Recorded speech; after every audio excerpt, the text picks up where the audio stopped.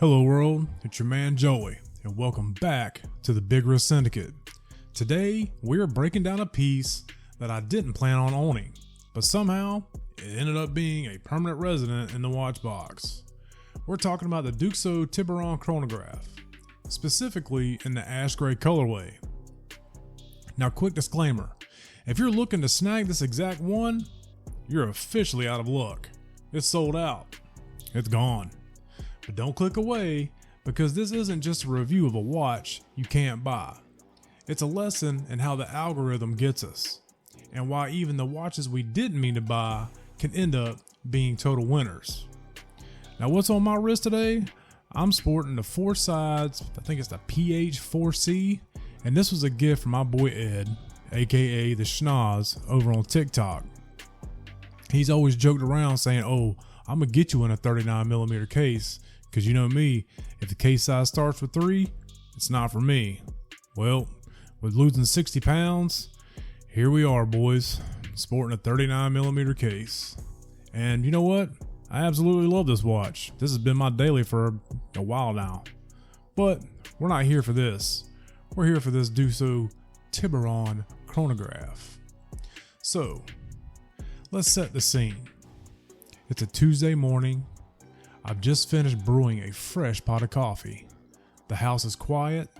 The kids are at summer camp. And I'm doing what we all do, scrolling through YouTube. And I land on a video by Long Island Watch. And there's Mark, showing off this Tiburon. I'm looking at the specs. I'm looking at the price, $150. And the buy button started calling my name. It was pure impulse. Buy me now. Buy me now before it's too late. And I smashed that order button before my second cup of coffee even cooled down. But here's the kicker. I was so hyped on the specs that I completely misread the movement. I thought I was getting a solar quartz. When this arrived and I realized it was a Meca-Quartz, which there isn't nothing wrong with it, I almost sent it back. But then I looked at the international shipping cost, and I realized it would cost me more to return it than what I paid for the watch. So I strapped it on, and man, I'm actually glad I did. Now let's get into the weeds of the design. The name Tiburon is Spanish for shark. I learned that from playing, Madden football back in the day on PlayStation. And they really leaned into that. The hour and minute hands, they're big, they're bold, just like my ex.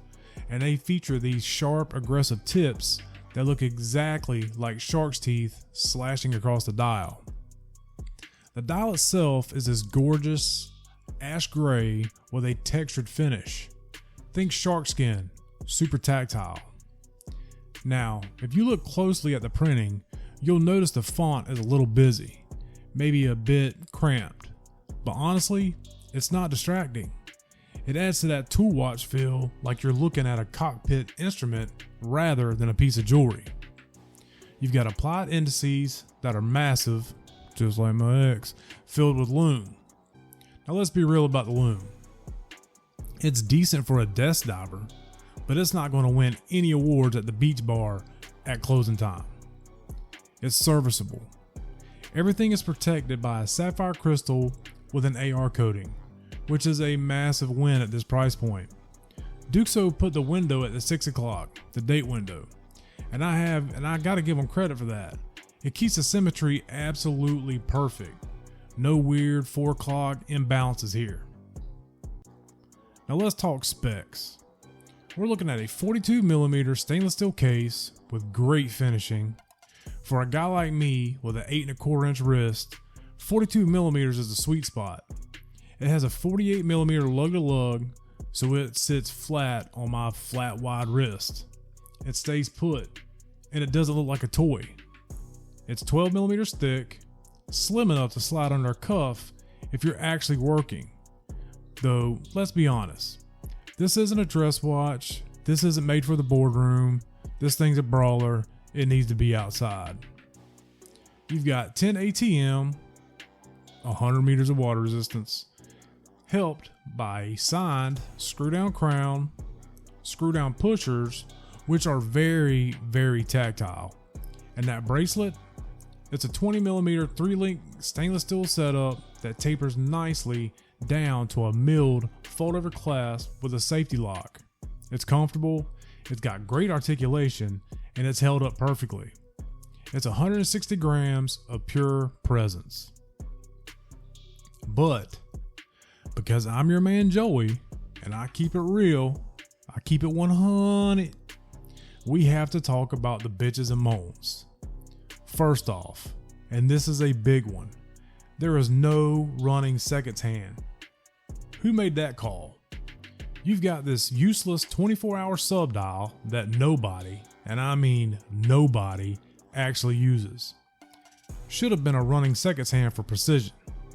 The whole watch has a bit of an identity crisis. Is it a diver? Is it a chronograph? It's got a big unidirectional bezel, lots of grip, just like my ex, but it's got a bit too much backplay for my liking. Also, 3 micro adjustments on the clasp? You better watch the salt intake at lunch. Go easy on the nachos, my boy, because your wrist is going to swell and you're going to be reaching for that one last notch. But look, for $150, you're getting a 42mm 316L stainless steel case, a proven, accurate Meca-Quartz movement, a sapphire crystal, and a design that actually has some personality. It's a winner in my book. It's fun, it's reliable, and it just looks cool. If you're interested in buying this watch from me, because I have way too many, reach out to me at bigwristsyndicate@gmail.com and I'll hook you up with a price. Until then, y'all stay saucy, keep it funky, and I'm out. Peace.